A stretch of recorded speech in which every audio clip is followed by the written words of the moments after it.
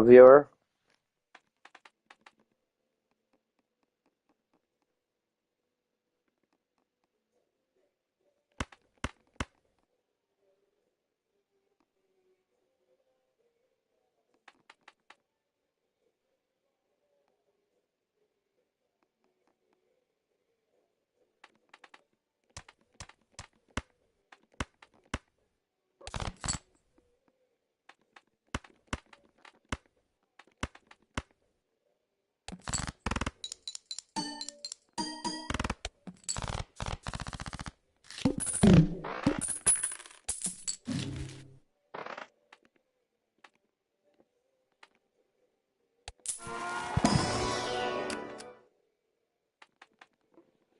This all suck.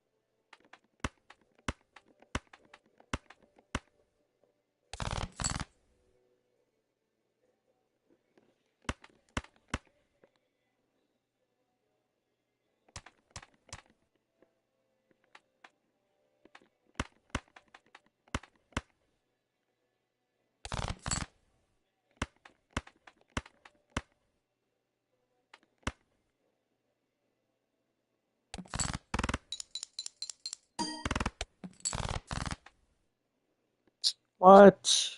I'm gonna lose.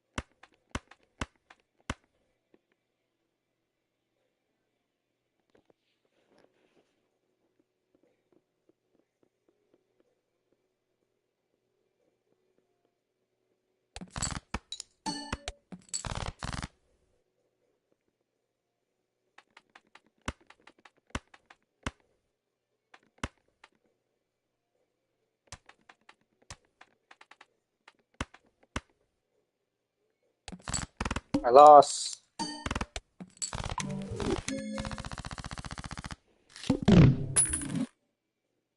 Oh, I actually won.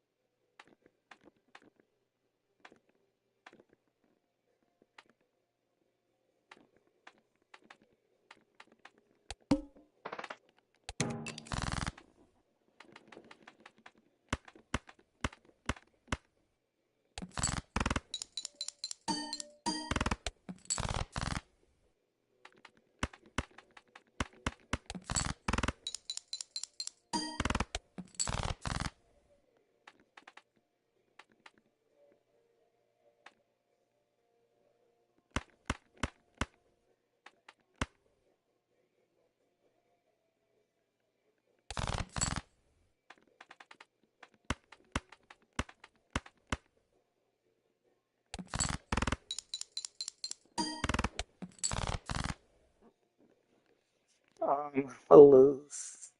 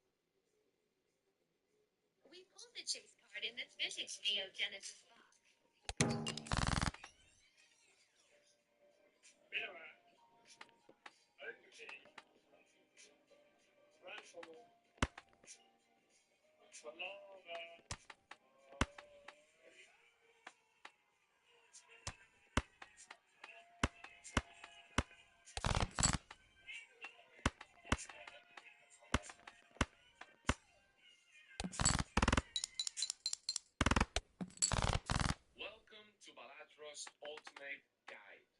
Celebrate the recent release of this addictive production drop-inducing video game.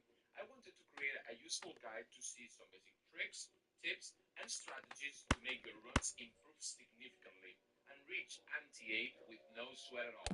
Hop in, grab some snacks because it's going to be a while. Okay, let's do a quick recap. In Balatro, the main objective is to beat anti-8, and to do just that, you'll need to go through each one surpassing the small blind, the big blind, and the boss blind. You need to play hands to score points, which rewards you different amounts of chips and molds depending on how hard it is to get the hand to score. Bosses have special abilities, such as disabling one of your suits, and each blind has a score requirement bigger than the previous one. Sounds good? Well, the main philosophy you must pursue playing Balatro is the classic CMX formula. Chips into multi into multiplier. Let's look at this strategy with detail, shall we?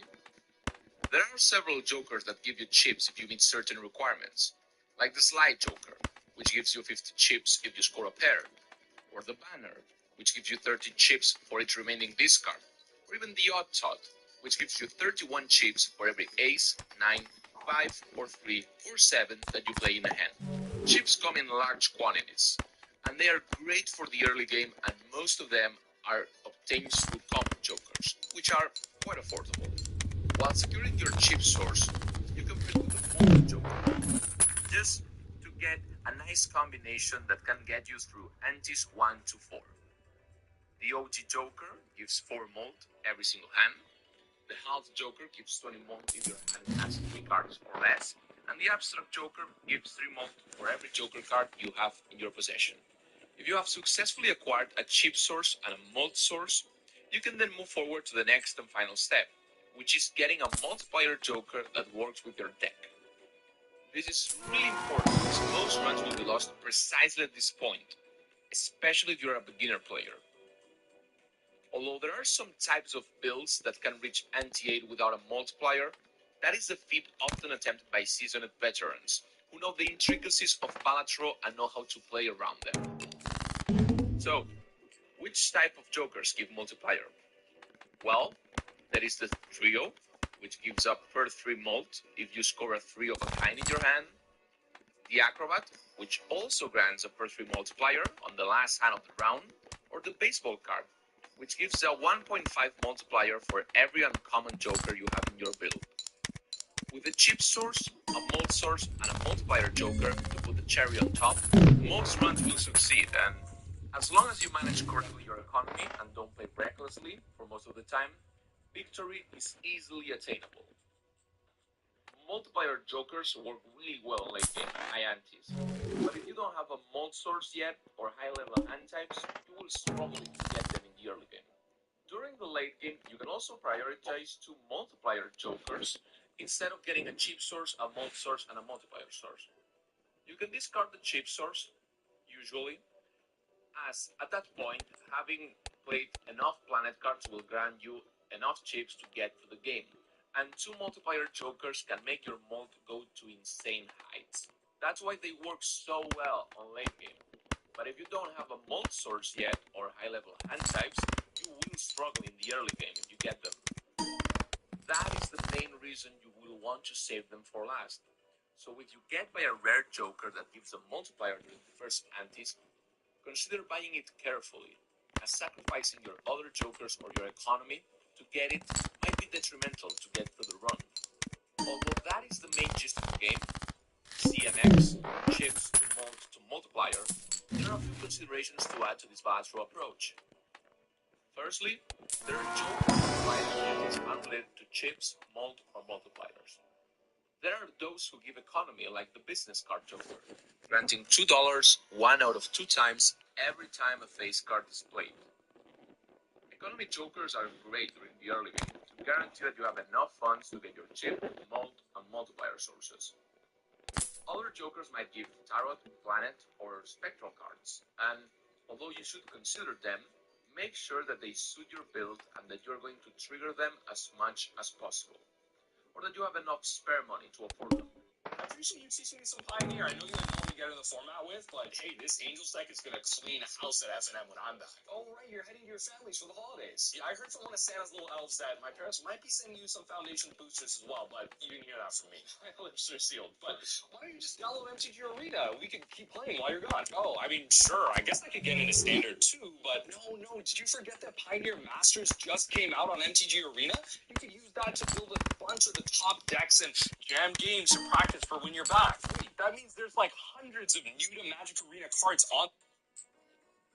Secondly, throughout the whole run, it would be wise to try to transform your deck along your efforts to obtain a chip, mold, and multiplier source. This is usually done by picking a hand type that you prefer and sticking to it, leveling it up through planet cards and using tarot cards to make it more likely to get that type of hand. As an example, let's say you want to build your deck around flushes, which is very common. Let's say you have acquired the Crafty Joker, which gives you 80 chips every time you play a flush, and you have also used two Jupiter cards, leveling up your flush so it gives 65 per 8. Well, in that case, using tarot card to get as many spade cards as possible is a good strategy to keep in mind while going through the blinds and building your deck. Seasoned players going after high antes tend to switch mid-run to Flush 5, Flush House, 5 of a kind, or High card to reach the highest scores the game can bear, but that is not necessary if you just want to win a run. Finally, you will encounter very frequently a situation in which, through a booster pack, you can pick between a card that gives you economy or another one that keeps transforming your deck, such as that we previously mentioned. In most cases, choosing the economy card will always be more beneficial in the long term, as interest built on the money you hold and keeping 20 bucks or so in your wallet at all times guarantees you a good run. Now we will overview some tips centered around small things you can do to maximize your resources and use each Joker in Balatro efficiently. Perhaps you know most of these little tricks, but I bet there is at least one you didn't know before and that it will become very useful on your runs. Right off the bat, the first tip that comes to mind is to shop according to interest. As you may already know, interest is built in Balatro by holding dollars, and it gives you one additional bucko for every 5 of them you have at the end of a blind round. So by making your shopping keeping that in mind, you can arrange your decisions so they work in your best interest and you earn as much money as possible. Because money is king in this game. So, as an example, if you have $14 and you want to get a Joker that costs 4, you're still going to earn the same interest either way. So it is a purchase that it's not going to be detrimental to your run. The next tip is to try to get a first hand clear on the first small blind of the run. To do just that, you'll need to score 300 points. So I would recommend aiming for a flush, a full house, or a straight. The easiest to get from those three is a flush. But if you have cards below an 8 or a 7, you might just not reach the 300 score requirement. And why do we want to get a first hand clear? Well, because each remaining hand gives us money, and by clearing the blind with the first hand, you'll be able to do more purchases and set your run nicely for the first antes or build interest faster. In white stake, doing a first hand clear on the small blind gives you $10, which is a $2 interest if you decide to not buy anything, and it also can make for quite some purchases. In higher stakes, or in the danger to fearsome gold stake, doing a first hand clear on the first blind earns you $7, which is just enough to buy a Joker and a tarot card, a planet card, or something.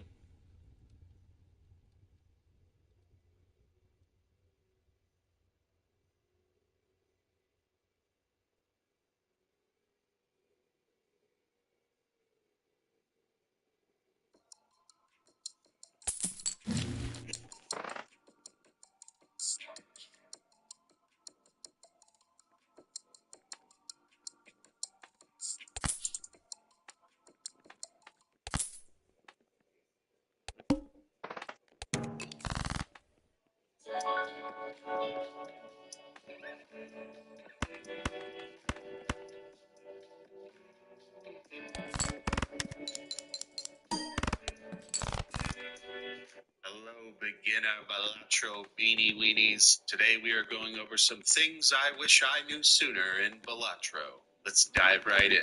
Joker ordering.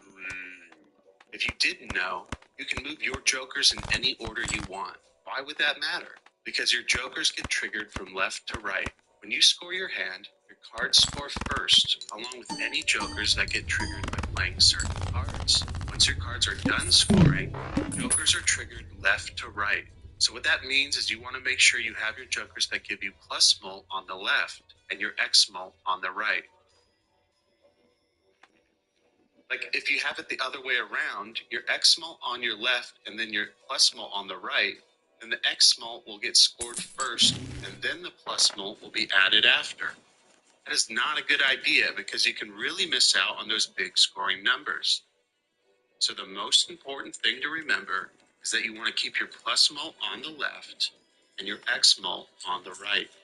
Bonus tip, if you're using Blueprint or Brainstorm, you can move the jokers they trigger to give you different outcomes. Like in this example, I move my mail-in rebate to be retriggered by my Blueprint, and my Blueprint is being retriggered again by my Brainstorm.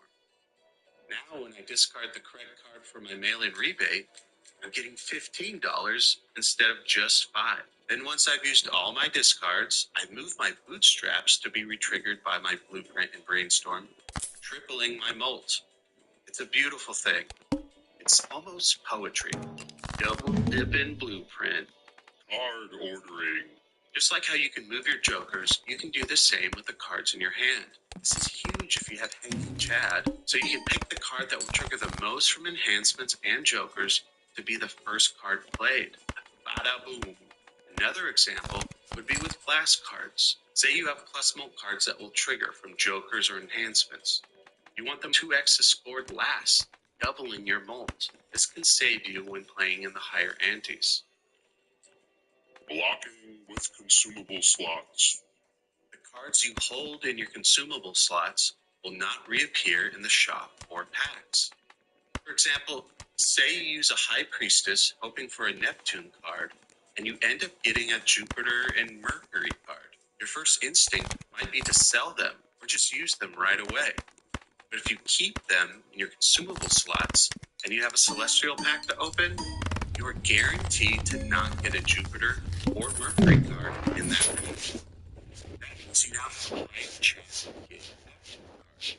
This also applies to tarot cards. If you have a star card that you find useless in your consumable slots, before selling them, you may want to open any tarot pack, which will guarantee that you won't see the star or a Hierophant in that pack, and you'll have a higher chance of finding something useful, like a death card or a hermit. Same thing goes for the planet and tarot cards that you have in your shop. You can use unwanted consumables that are in the shop to block those unwanted cards from appearing in the packs you open. Sometimes when I have a lot of money and doing a lot of re-rolling, I will buy planet and tarot cards that I don't want just to block them from reappearing in the shop.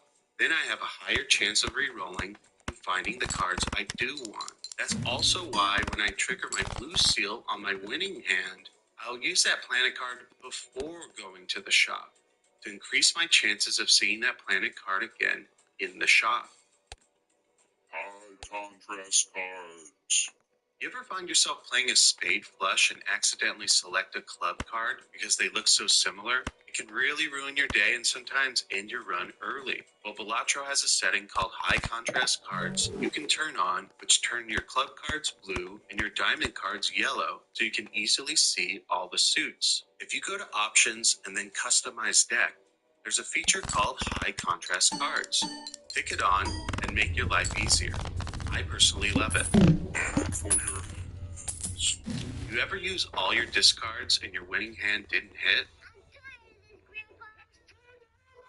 Maybe you have 3 cards to your flush and now you're forced to play a hand. Instead of playing what will get you the most points in that moment, it's usually better to use your hands as discards to find the hand you know will win. If I know a flush will win and not a pair, then there's no reason to break up my flush to play that pair. Dig for your winning hand. Also, you may have blue seals, gold, or steel cards that you may want or need to defeat the current blind or future blind. Each wasted hand you use, you lose $1 at the end of the round. So, if it's worth it, use a hand to throw away the excess cards in order to get that blue seal or gold cards to help you level up your hand or get some more money. Look at your deck. When searching for that winning hand, you may need to look at your deck to see what's available to you. By hovering over the deck, you will get a chart that tells you what cards are still available in your deck. This can be really useful if you're playing flushes and not sure if you should go for a club or spade flush. Here, since I have 10 club cards left in the deck, it'll be easier to go for a club flush. By knowing your outs, you can make more informed plays in order to beat your current blind. If you like this video, give me a follow. I'm new here on YouTube and that little gesture goes a long way. I also have another Balatro tip video which goes over securing wins. I will link it in the description below. Take it easy, eat your beans, and I'll see you soon.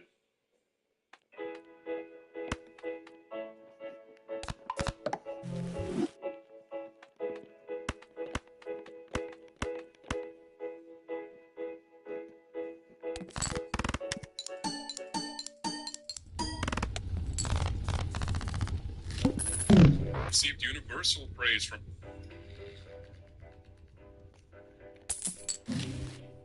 Balatro, an indie roguelike deck-building game, took the gaming world by storm. It received universal praise from gamers and critics, sold over 2 million copies just 6 months after its release, and even won the Best Independent Game Award at the Game Awards in 2024. Impressive achievements, especially considering the game, apart from its mesmerizing music and sound effects, was made by only one person. The anonymous creator, who goes by the pseudonym Local Punk, never anticipated any kind of success. In fact, he only expected about 6 people to buy its game. When asked on Twitter if he foresaw the praise Balatro would receive, he replied, "I was expecting like 4 of my friends and my parents to buy the game, and that would have been awesome. So no, the entire past year has been a series of crazy events." So why did he only expect to sell a handful of copies? And how did a lone developer make something that turned into a global sensation? Let's dive in. Local Punk's journey into game development began during his university years. A lifelong dream of creating video games finally started to take shape during his downtime from studying mechanical engineering. Starting with smaller, simpler projects, he quickly discovered how much he enjoyed the process of making a game. This passion led him to make a sudden decision. He dropped out of engineering and joined a computer science program instead. Meanwhile, the developer began working on a more ambitious project, a game he described as a risk-type strategy experience. It featured a dynamic world where countries would spawn with geographically accurate names. It took him 2 years to complete, but despite his hard work, only a handful of people ever saw the game in action, let alone played it. Local Punk never shared his games online. They were either personal experiments or creations he shared with close friends and family, people he knew would appreciate them. Success or profit was never a driving force for him. He simply loves the process of making games. Motivation is that I enjoy game development, actually writing the code a lot. Making games for my friends is a way to a kind of an end goal. These are people I've known for a long time, people I think would appreciate and have fun with these projects I've worked on. It's not playtesting, it doesn't need to be tested, just a thing I made. After graduating and getting his first job, Local Punk continued making games in his spare time. He never pursued a career in the gaming industry, opting instead for jobs doing quote-unquote normal development stuff. Years later, in 2021, his employer told him that he still had a whole bunch of unused vacation days. Rather than planning a traditional holiday, Local Punk chose to spend December at home, immersed in prototyping and refining a new game project, his idea of the perfect vacation. That project would eventually evolve into Balatro, the game that would change his life forever. Before we move on, I'd like to talk about this video's sponsor, Factor. Eating fresh and healthy food has never been easier thanks to Factor. Thinking about what to eat, grocery shopping, and spending time cooking my meals stresses me out. But thanks to Factor, I've been able to eat delicious, chef-prepared meals without any worries whatsoever. They get delivered straight to my door and they're ready to eat in just 2 minutes. I simply pick what I want to eat out of a weekly menu of 35 dietitian-approved options, including vegan, veggie, keto, and many more. I highly recommend my personal favorite, the honey mustard chicken. There's also meals that feature premium ingredients like filet mignon, shrimp, and truffle butter, in case you're feeling a little more fancy that day. Developer now also offers more than 60 add-ons every week, including breakfast, smoothies, small bites, and beverages, making your day even easier. The meals are prepared fresh every single day, and you simply purchase pairs, triples, and a game local for healthy eating made easy. Now back to the video.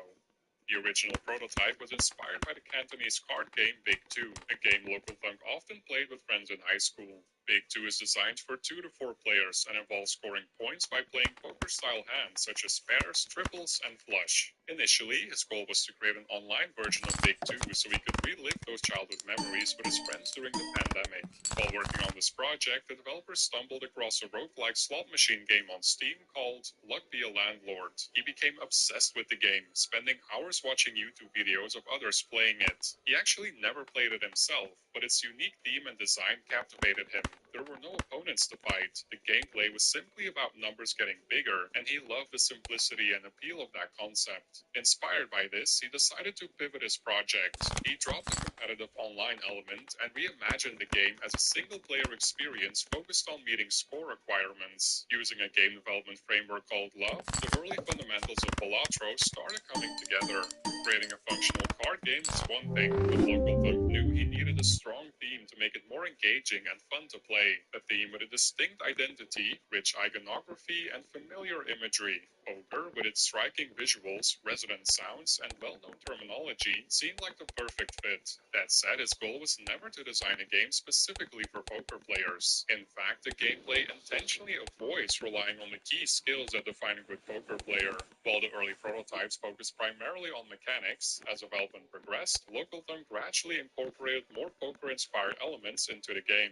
Before Joker cards became the main gameplay focus, the core of Balatro was about leveling up your cards, similar to auto battler games like Super Auto Pets. However, after about 2 months of development, Local Thunk realized the concept just wasn't fun to play. Afterwards, mechanics like Joker cards and being able to skip rounds started to make its way into early prototypes. Interestingly, the developer had never played a deck builder before releasing Balatro.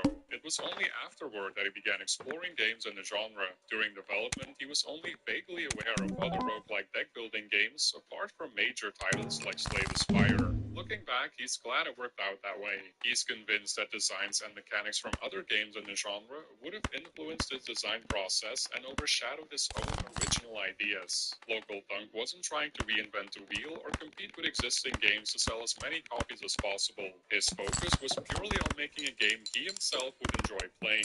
For him, a big part of why developing games is so fun is that he gets to tackle design challenges on his own, rather than borrowing solutions from others. This self-driven approach became a defining element of Balatro and its success. 8 months into development, Balatro was still unbalanced from a gameplay perspective, but was starting to resemble the game we know today. However, it didn't have its final name yet. Local Thunk had brainstormed a variety of potential titles, including Rogue Hold'em, Rogue Poker, Trial of the Joker, Foolish Poker, Hand of the Fool, Hyperborean Hold'em, and Cartomancer's Hold'em.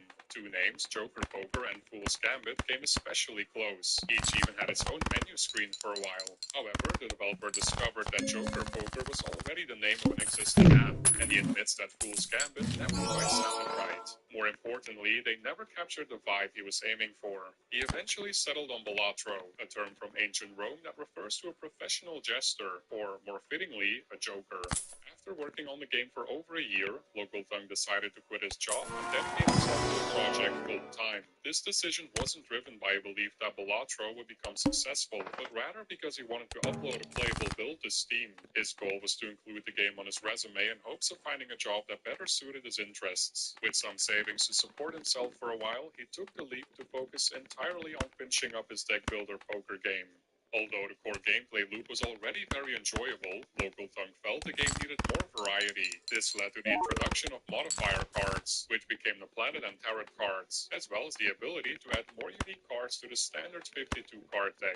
Furthermore, expanding the collection of Joker cards became something of an obsession. The developer loves drawing in his spare time, so coming up with new Joker art became a fun, creative outlet when he wasn't busy coding. When it came to the effect of each Joker card, it was important to keep things simple and balanced. Therefore, Local Thunk came up with a few rules for designing the Jokers. First, players, Joker cards need to synergize with a broad range of game elements. For example, an effect that multiplies the score of played face cards works well because it can apply to many cards in any given run. If a Joker card only synergizes with another specific Joker, the rarity of that happening would make for a frustrating experience. Additionally, Joker card descriptions have to be short, ideally no more than 4 lines of text. If an effect takes too long to describe, it probably doesn't have a broad enough synergy anyways. It's also important to the developer that choosing between Joker cards is always a tough and meaningful decision for the player. To achieve this, Jokers with more powerful effects were designed to be conditional. For example, the driver's license Joker provides a 3x multiplier, but only if the player has at least 16 enhanced cards in their full deck.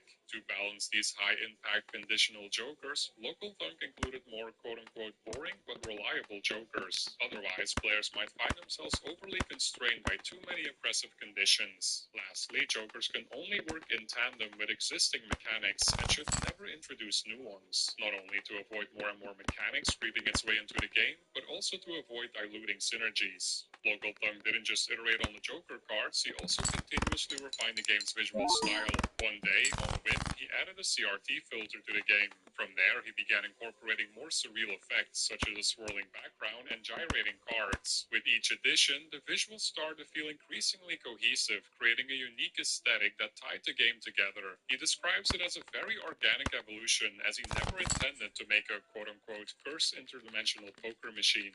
In July 2023, after 18 months of development, the creator was happy enough with the state of the game to release a demo on Steam. However, he had no expectations that anyone would download it, let alone enjoy playing it. He did virtually no marketing beyond creating a simple short trailer. He didn't email anyone, didn't invest in social media ads, nothing like that. To his surprise, Twitch creators like Retromation and Dan Giesling discovered the demo and streamed their very positive first impressions. That marked a turning point. As more people began to play and share their experiences, feedback started pouring in, something Local Thunk hadn't anticipated and wasn't quite prepared for. Taking it public 100% was the biggest challenge. I've made games for so long, and I've also had another game that I've worked on for about 2 years, maybe 2.5 years, and I never told anyone about that game. And all I think about is just how fun it was for literally the entire time I was working on it. No pressure, I could do whatever I wanted with it at whatever time frame I wanted. And as soon as I went public with this game, I wasn't expecting there to be chatter all the time and pressure to do things. And if there's a bug, you need to fix it, and criticism. Because none of that stuff really is why I wanted to make the game in the first place. I just love making games. All that stuff seemed I'm not sure almost what like a extra means to large an end if means. I wanted to have this game on Steam. So since it went public, I think dealing with that side of it has been the biggest challenge in the entire development cycle. Local Thunk could hardly believe what was happening, but he decided to seize the opportunity to improve the game based on player feedback. This process became a crucial factor in shaping the retail version of Balatro. Over the next 7 months, he introduced new content, including additional Joker and Tarot cards, released an updated demo on Steam, and carefully examined the influx of feedback to refine the next demo. One recurring piece of feedback was that certain Joker cards were overpowered, while others were too weak or unappealing, leading players to avoid picking them. While the creator took much of the feedback into account, he didn't blindly implement every suggestion. His number one goal was still to create a game that he himself enjoys playing. If a suggestion didn't align with his vision or preferences, he simply didn't add it. This balance between listening to players and staying true to his creative instincts was key to Balatro's development. One suggestion Local Thunk took to heart was to better facilitate seeded runs. He describes it as one of the biggest learning moments in the game's development. Initially, he used seeds solely to simplify saving runs for players. Almost as an afterthought, he decided to make the seed codes visible. To his surprise, players quickly embraced the idea of playing and sharing seeded runs with each other. Although he didn't personally find seeded runs appealing, not in Balatro nor in other roguelike games, he was curious to understand the community's excitement. After talking to players in the official Balatro Discord, the developer made adjustments to improve the way seeds work. Meanwhile, Local Thunk partnered with PlayStack to help with publishing, playtesting, and localization.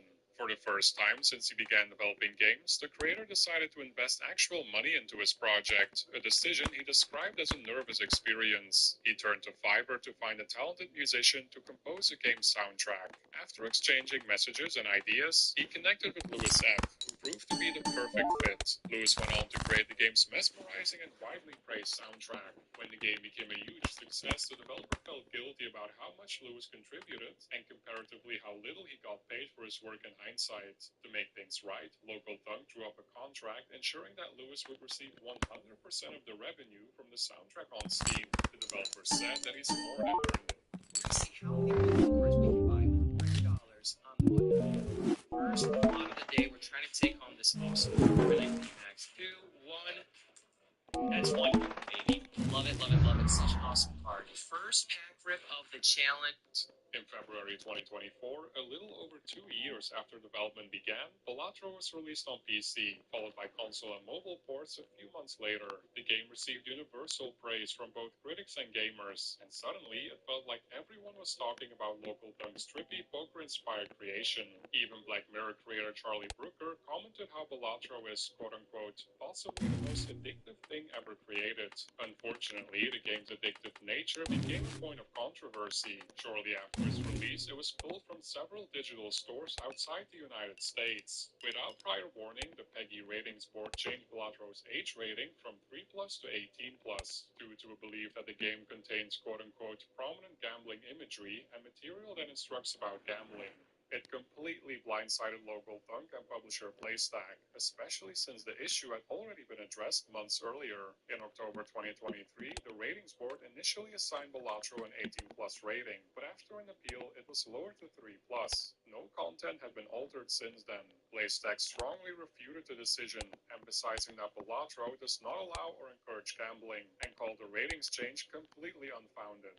Local Thunk himself is firmly opposed to gambling practices, and never considered implementing microtransactions or allowing players to spend extra money in the game in any other way. By March 8th, Balatro returned to most digital stores, but the 18+ rating remained in place. It's unclear for now if the rating will be lowered to 3+ again. Despite the age rating issue, Balatro generated an astonishing $1 million in gross revenue within the first 8 hours of release. In just 10 days, it sold 500,000 copies, a figure that grew to 2 million within 6 months. At the Game Awards in 2024, Balatro won several awards, including Best Debut Indie Game. Moreover, it won the Best Indie Game Award at the Golden Joystick Awards. It's the kind of success story most aspiring game developers can only dream of. Yet, despite all his hard work, Local Thunk attributes much of his success to luck. That original idea was, I put no thought into it. I looked into it. After analyzing Balatro for 2-ish years, I now know that was something that people really focus on, try to get right and iterate on. The original idea, the technical alpha idea, make a game in 3 days, see if the concept works. I didn't do any of that. I just started working on something that was like, that would probably be fun. While Local Thunk is deeply grateful for Balatro's success, which enabled him to turn his passion into a career, he's determined not to let the game define his identity. This is part of the reason he chose to create the pseudonym Local Thunk. It allows him to maintain a life outside of the game's success. He believes the separation is healthier in the long run. For now, it seems Local Thunk is far from finished with Balatro. He has already released 3 free updates featuring cosmetic card skins inspired by fan-favorite characters from games like The Witcher, Cyberpunk 2077, The Binding of Isaac, Stardew Valley, and more. Additionally, a major gameplay update is planned for 2025, promising to introduce new ideas and strategies to the game. Given his focus on expanding Balatro, it's no surprise that the developer hasn't started working on any major new game ideas just yet. That said, it doesn't mean he hasn't been thinking about the possibilities. Local Thunk is confident that his next development journey will go much smoother now that he's learned which pitfalls to avoid and has been exposed to so many best practices and game design techniques. However, he also believes that his experience with Balatro could have a downside. He worries it might make him more inhibited, with a tendency to be overly rigid about the kinds of design spaces he's willing to explore. Whatever his next project turns out to be, he's already excited about one aspect, telling absolutely nobody about it until it's finished. That way, he can return to what he loves most about being a game developer, the pure joy of creating. When asked by Game Informer if there was anything he wanted to say to fans of Balatro, he gave the following answer. The thing I'm the most proud of is the fact that I've just even got to the finish line at all. But you know, the fact that people love this game so much, and they're so invested in its future and wanting to improve it and design ideas, they've kind of allowed me to turn this into a career. It's a career that I really want to do forever. I'm grateful that they've been to afford that opportunity for me, and that they'd keep playing Balatro, keep getting those high scores.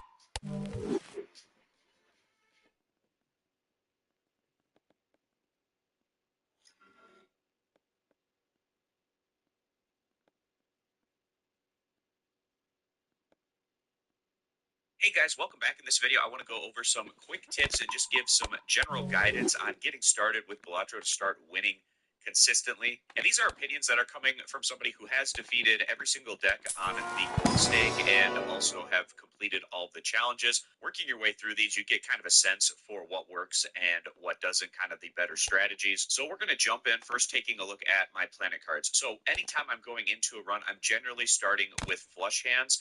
And then from there, it kind of depends on which jokers that I'm getting, whether I switch over to doing pair or high card very early on and then building off of that strategy. But the hand types that I'm going for more often than not are Jupiter with the flush hands, Mercury with the pair, and Pluto with the high card. The reason I'm going for these, they're relatively easy hands to make, get out there and consistently get scoring. If you're relying on a more difficult hand to make, you might run into a situation where you're not even getting it and able to play it to earn those points. So if you're able to power up and make these easier types of hands to find and play, then you're going to be able to score consistently while working your way through the blinds. Now, the other thing that I want to take a look at here are my most common jokers that I'm buying. So a lot of these are having to do with plus multiplier and times multiplier and easier ones to get. So early on in a run particularly, I'm trying to find plus multiplier joker cards that are going to scale throughout my run. So things like Supernova, Green Joker, Ride the Bus. Every time you play a hand, these have effects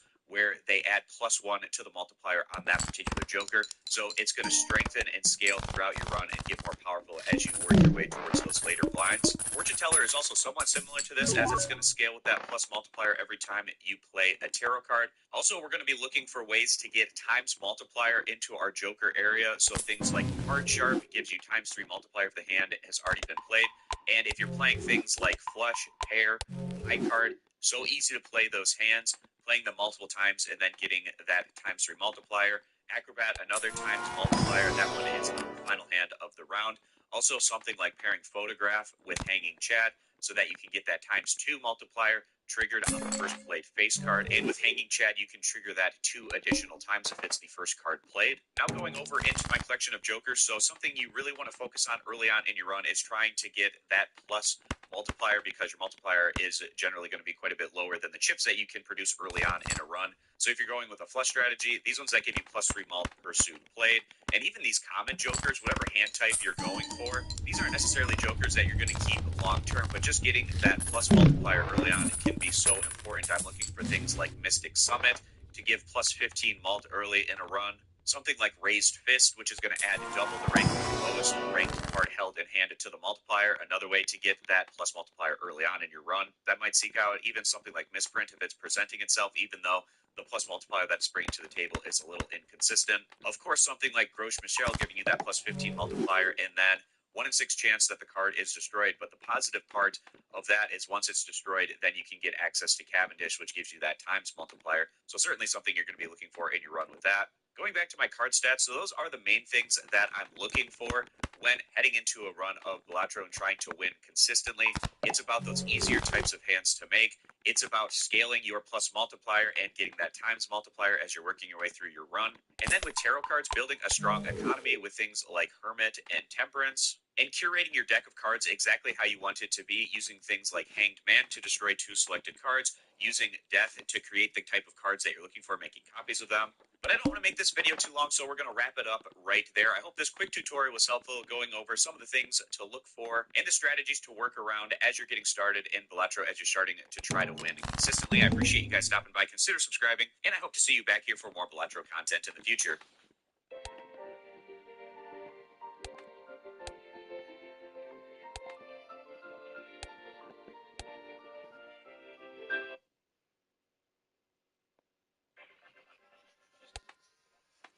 Tonight on Balatro Weekly, we dive into the top 5 mistakes beginners make and how to correct them. Also, this holiday season, we talk about the gift that keeps on giving, a unique friendship between a pirate and an egg. Do us a favor and give us a like and subscribe to help make our channel grow. Now get spooky.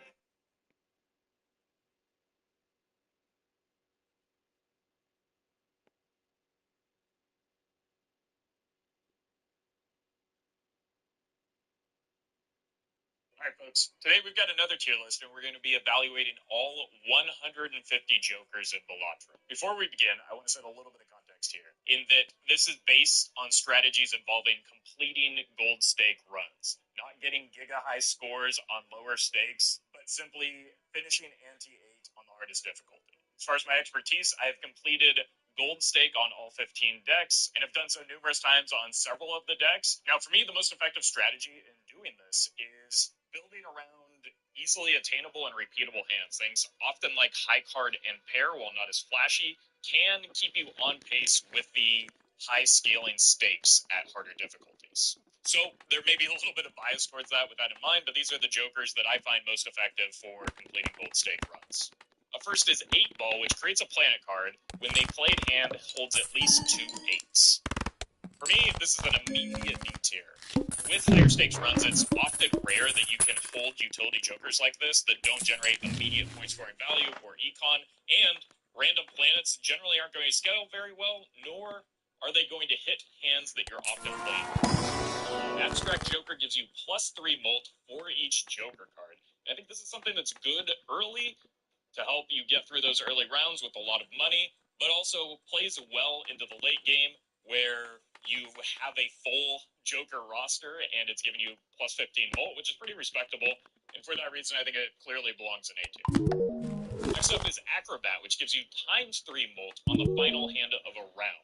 Multiplicative scaling is something that is absolutely critical for keeping up with the increased blind scaling, so this is something that I'm happy to see. It does have some downsides, especially if you're blowing through the rounds quickly with 1 or 2 hands. You might not get value off of it and you're carrying it. It's great against the needle, almost solos it on its own, and can save you if you're working on scaling up and aren't quite end game or late game strong yet. It can help you get through those early rounds and get you to the late game. Ancient Joker gives you ×1.5 mul for each card played of a specific suit, and the suit changes at the end of each round, so it can cycle between all of the suits. Because of the inconsistency, while it is a very good card and does give you some of that multiplicative scaling, I think that because you can't necessarily rely on it to hit the suit that you have or need each hand, probably a B tier for me, but does have some definite upside in the right deck or in the right build. Arrowhead gives played cards with Spade Suit +50 chips when scored. Now, this is similar to Ancient Joker, but because of the consistency of the fact that it's always spades and the fact that there aren't often a lot of great chip generators, especially early, I think this one is a little bit higher rated for me and belongs in A tier. Astronomer makes all planet and celestial packs in the shop free.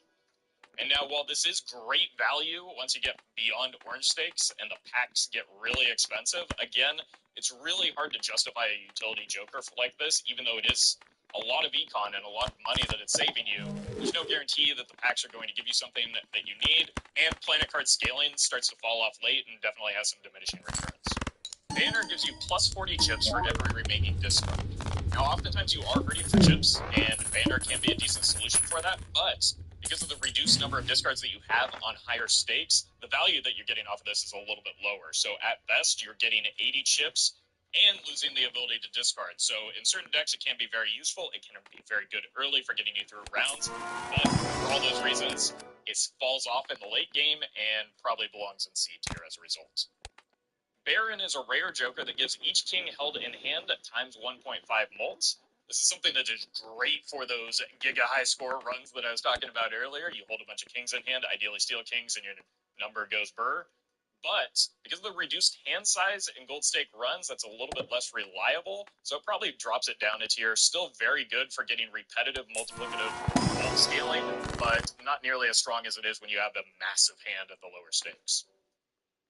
Who's coming in the driveway?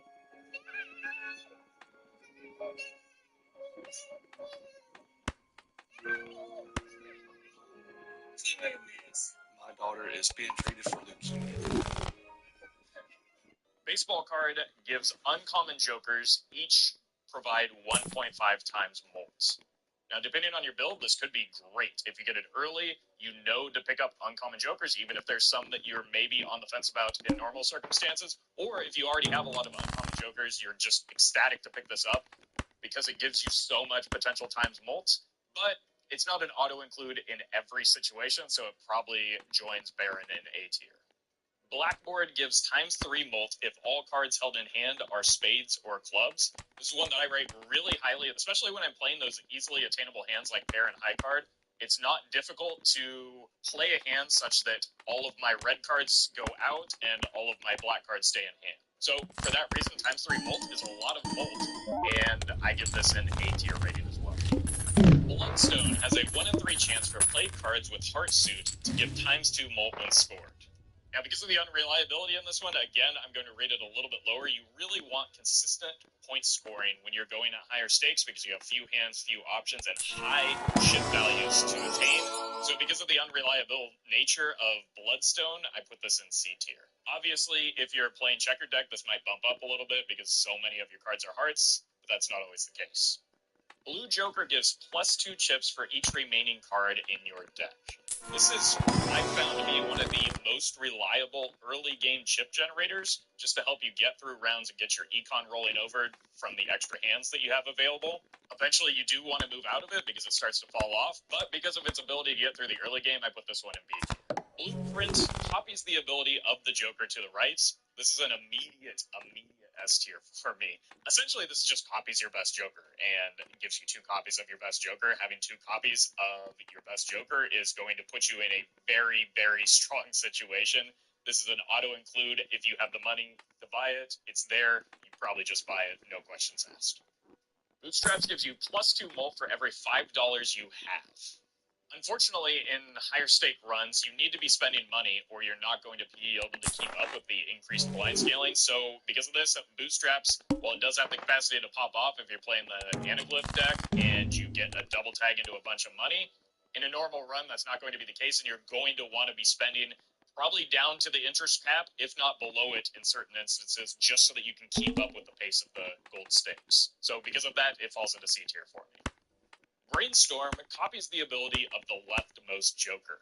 Now, this looks and sounds very similar to Isn't this Blueprint royal? because it is. No, this It's is not royal. just a second copy of your best Joker. It's probably a little bit worse in some instances because oftentimes your best Joker is a multiplicative scaling Joker that needs to go on the right side of your Joker list, and there's a little bit of tension there with Brainstorm wanting it on the left side, but you're still very happy to grab this. If nothing else, this just gives you a second copy of your best flat point scoring Joker, which you're definitely just happy to have. Bowl gives you +2 chips for each dollar you have. Now, like Bootstraps, this is going to be rated a little bit lower for me, just because of, again, keeping up with the pace of gold stake is expensive to do. However, chips are a little bit more valuable just because there are fewer options often available to you, or at least fewer good options, so it's probably rated a little bit higher than Bootstraps for me, but probably in the same tier. Next up is Burglar. When a blind is selected, gain +3 hands and lose all discards. Personally, I'm a huge fan of this because the +3 hands not only gives you more time to scale certain jokers, but also gives you an econ bonus because extra hands remaining at the end of a blind is more money for you. So in addition to being a way to scale up your jokers, it can also be an econ joker. There's certain builds that definitely don't want this, and it can have a tendency to fall off late once you need to get into more multiplicative point scoring options. So for those reasons, it's B tier, really solid in the right context, but probably needs to get out of your Joker list at some point.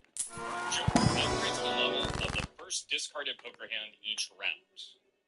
Unfortunately, when you are playing higher stakes runs, you do lose some discards. So you, by default, have 2 discards. That means you're dedicating half of your discards to getting burnt Joker value for something that, again, has diminishing returns. Now, that said, if you do get it early, it can help shape your run and push you towards those easily attainable hands.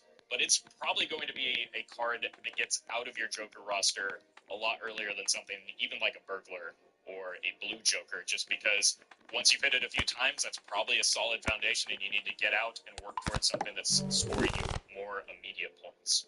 All that said, it's still a pretty good early pickup, and I put this in B tier if I can find it early. Business card gives played face cards a 1 in 2 chance to give $2 when scored.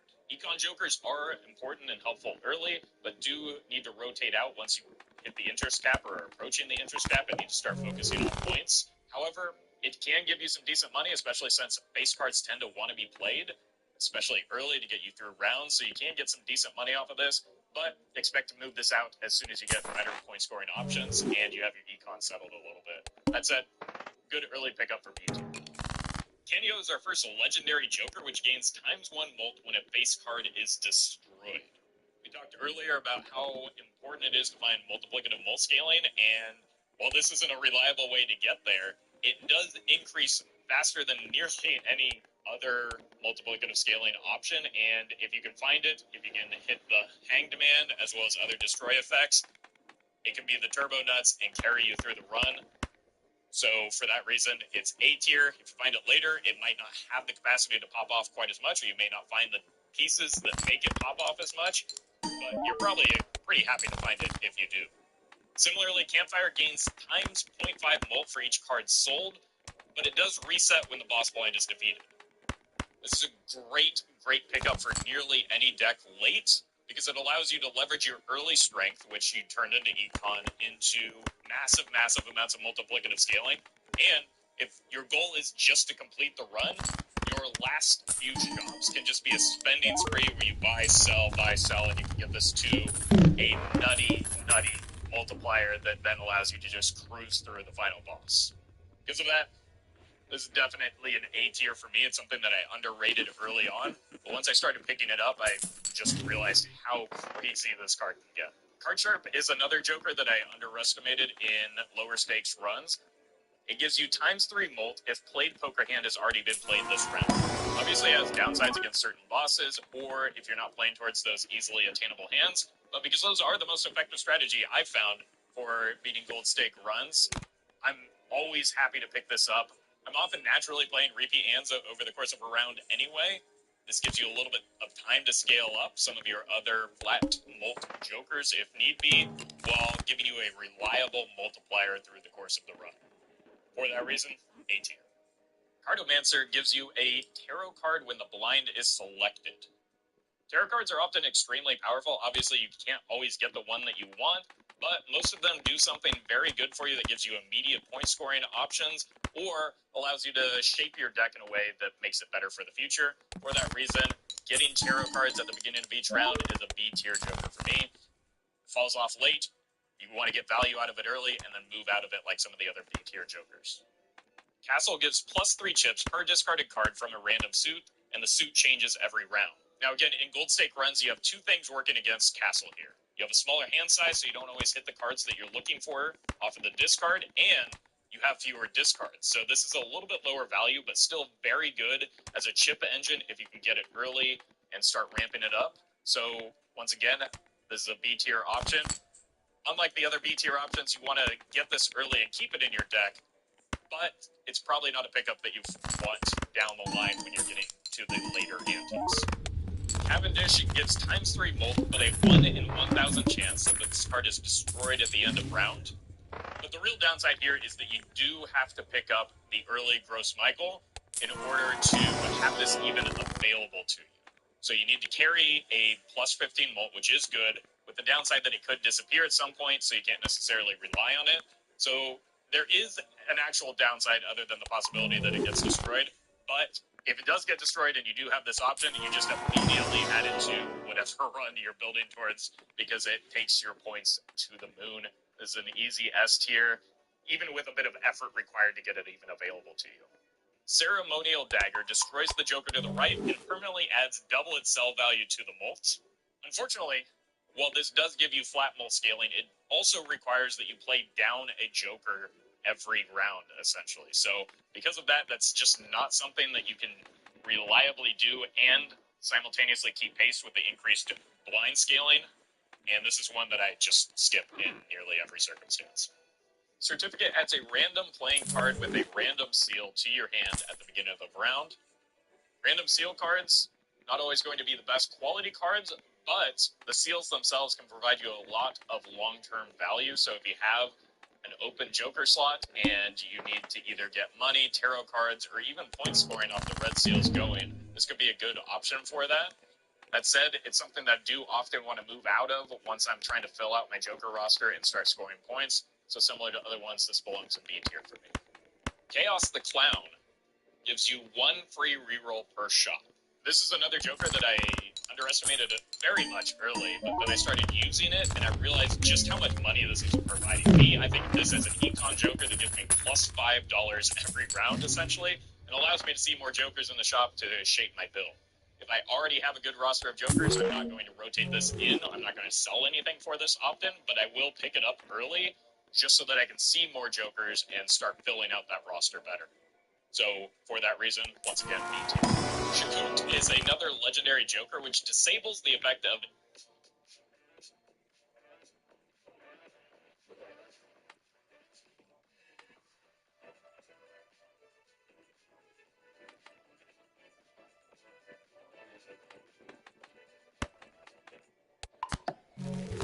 Another wildly busy Wednesday.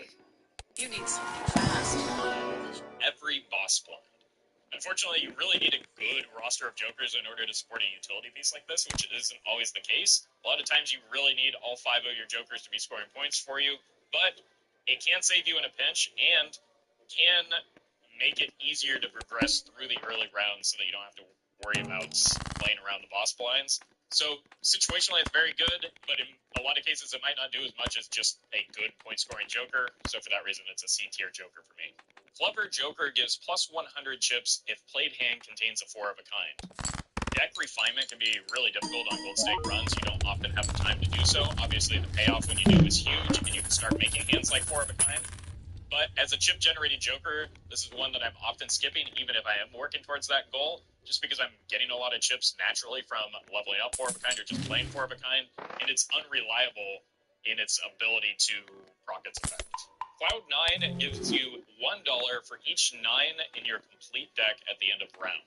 Compare this to something like Gold Joker, it's pretty much the same thing. It's a decent econ Joker, especially if you can get it early.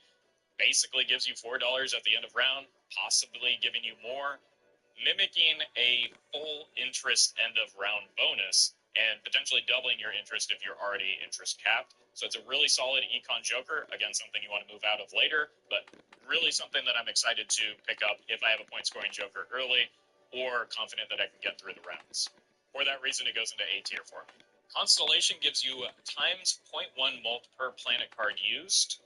This is one that I rate very highly on lower stakes runs, but once you get past orange stakes, it gets really, really expensive to get online and to get value off of, and with a very marginal increase in mult scaling. Essentially, by the end of the run, you're paying $11 for 0.1 times mult.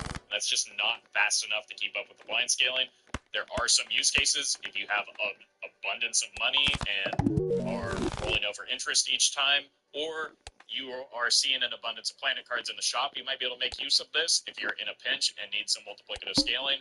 In most cases, though, not a big fan of this on higher stake runs, C tier.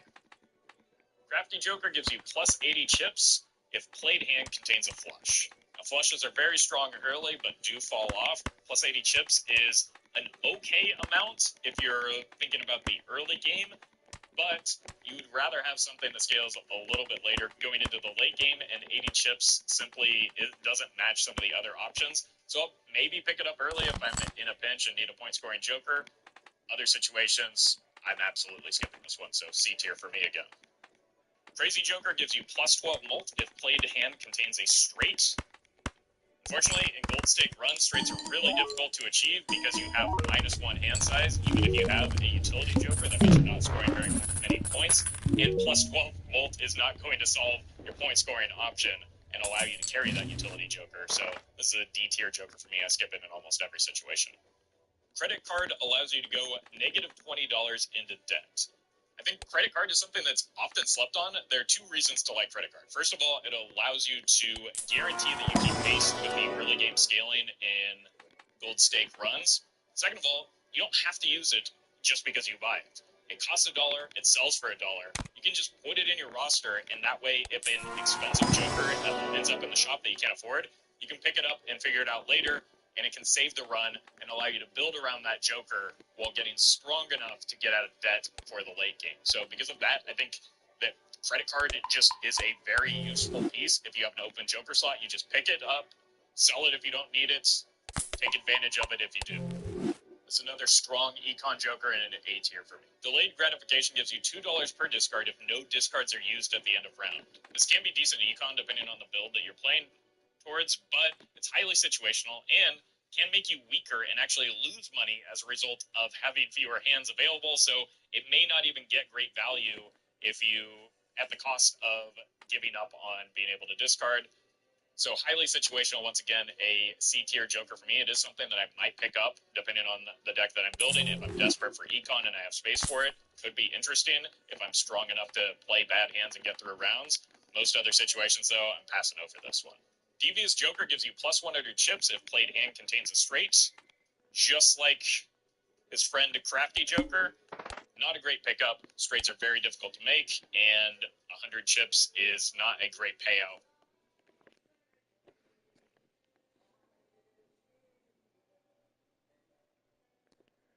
Oh my god, I can't believe this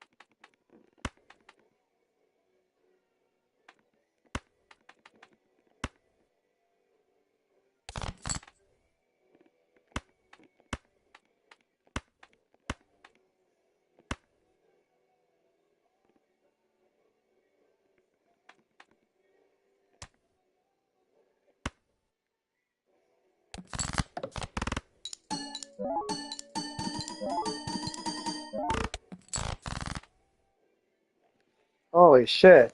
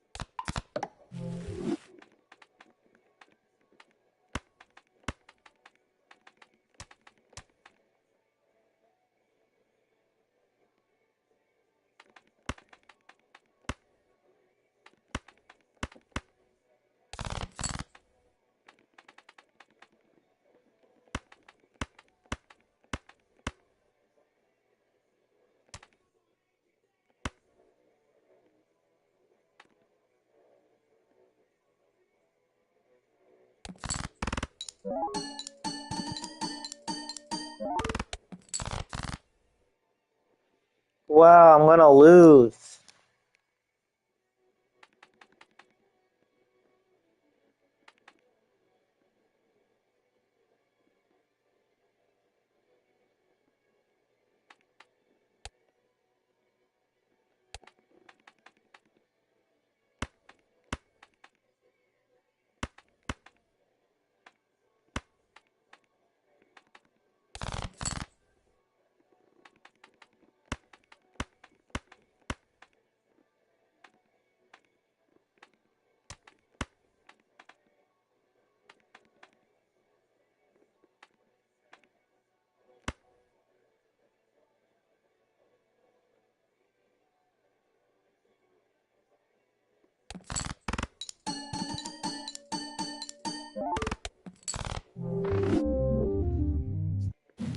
I fucking lost.